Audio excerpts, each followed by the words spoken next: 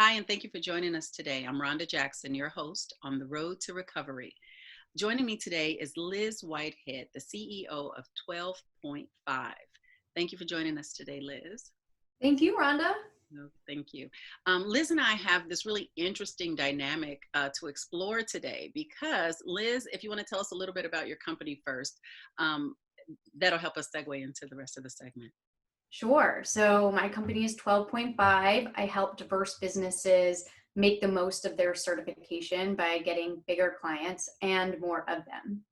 I'm also co-mastermind at Diversity Masterminds, which is an online course to help you know what you need to know to be successful in the supplier diversity space. Thank you. And by supplier diversity, that's gender, that's race, that's, other veteran owned, things like that that make you different from the majority in your industry, correct? Is that good? Correct. Mission. Okay, thank you. So Liz and I have scheduled this interview, and now we're at this wonderful crossroads of what the world is going through right now. So if you don't mind, as an audience, we are going to actually weave into some of the day-to-day operations. Not only that, but the mindfulness and just considerations that you can make as a business owner or the procurer of services and products. So thank you again for joining us today, Liz. My pleasure. One of the things I like to ask the guests is if you could describe now in one word, what would your word be? Overwhelming. One more sentence. Yeah. I heard this described on Twitter. I would love to give the person credit. I don't remember who it was, but they said 2020 is a video game and every level just keeps getting harder. So just when you felt like, okay, well, COVID-19 is with us, but we're all in this together, then systemic racism, as it tends to do, rears its head. And we're dealing with nationwide protests. We have to protest, police brutality. Every state in the country has to come out and say, we're actually against murdering Black people. And it's great to see the unity and people come together, but the fact that we have to do it seems overwhelming. And then navigating that as business owners and wanting to continue doing business in this kind of climate, interacting multiculturally, different socioeconomic categories. What would you say is one, or there's some components, because we discussed this earlier, there's some components to navigating that, right? And what would you say would be the first component of navigating that? So I think the first one, and I've been talking about this since the beginning of COVID-19, is cash, right? As a business owner, cash is the thing that's driving your business. You have to secure your cash flow. So whereas before we were talking about PPP loans and where do you secure some grants perhaps for your business, now I think as business owners, if you come to a place where your business is stable, it's thinking about, okay, who are the business owners that need cash? Where are the business owners that need cash right now? And where can I put my cash? Okay, so an investment or a reinvestment into communities, one that may directly be impacted by this, but also I think you've even mentioned it in previous conversations, just that idea of conscious spending, which is the whole platform for supplier diversity, right? Right. That's what supplier diversity is all about. So we actually sent out to our group, look, if you are wondering what you can do, you can buy from Black-owned businesses. And here are some directories for you. We are good friends with the owner of Own Hers, which is a directory for Black women-owned businesses. And but then other organizations like Marie Claire put out, here's 54 brands that you can buy from Black-owned businesses. So it's a matter of, it's something that at Diversity Masterminds we're conscious of every day. This is the space that we're in. We're constantly talking about buying women-owned. It's Pride Month. Buy from LGBT-owned businesses. And, making that effort to be conscious and be mindful is one of the things that you can do. It's going to take us there. So, but one of the things that I like that you mentioned in just your conversation is that these are conversations, one, that have been going on for a little while now. So this isn't a new conversation, if you will.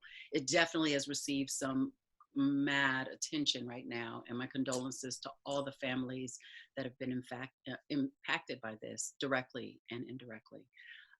But one of the things, I think the other thing, you've garnered support around a community. Can you talk a little bit about that as far as supplier diversity and supporting, diverse businesses? Right. So we're part of this community, which is diverse, right? It includes all the groups you mentioned, which is great. Um, and I think it's a time, if you're someone out there that's wondering what you can do, right? As the white person in the conversation, what can I do? Um, start by listening. Where are the communities where you can build and start listening and find out what people want to do? Um, Oftentimes, you don't want to be swooping in to when a solution is already out there and you just need to push that solution forward. So I think from previous crises, from previous protests and shows of unity, that's sort of what I learned is find the communities that are talking about these things and see where you can fit in. And again, that does relate to supplier diversity, right? Where it's these communities that are going to bring you business owners that are in the same place Yes. that you are. And you can learn from their mistakes. Yes. So one of the things that I heard you say was the support that we're giving to one another, as that community, but listening to the correct information. So I Yes. like the non-bandwagon approach that you're suggesting. So the proactive contributions, where it be cash, information, or even resources that are available to help, promote positive change in the right direction. So thank you for that. Thank you for that. And then what's left? What else do we do? The next part is connections. When we talk about it in business, you build your community, you have your cash on point, but without making the connections, your business isn't going to grow. You have to make the connections, you have to get out there and put it to work. And, I think that the same is true. You have to take your reading, go talk to people. Again, learn from your own mistakes. If you make a mistake, fix it, and go forward. So that's what I think in terms of connections. And you and I talked about that in terms of our own connection. Yes, yes, how we met. And I mean, I think people being on the same platform and wanting the same thing is a unifier in itself, or at least it's a conversation starter. And that's kind of how you and I met, a few years back, is, promoting, small, diverse, minority businesses, Black owned businesses. And that's obviously something that I would love to champion. Well, not obviously, but that's something that I do champion as well. And how can we both continue to share that information? I've been on your show, you're coming on my show. So I think the need for positive change, the need for accurate information, and not just, everything that you see on the media being spun around into a negative, and, to generate revenues for who? For larger big box industries. So again, Right. the need for supplier diversity, the need for change, and the need for bringing the conversation and the economic conversation down to the communities. I think that's huge. I think that's huge. Absolutely. So thank you for that. Thank you for being part of the conversation and being brave enough to step forward. There's a wonderful YouTube video by Melody Hobson called Color Blind or Color Brave. And if anyone that's watching now hasn't seen it, I highly suggest that you watch that YouTube video. And again, just surrounding yourselves with perspectives and with opportunities to just learn more. Yeah.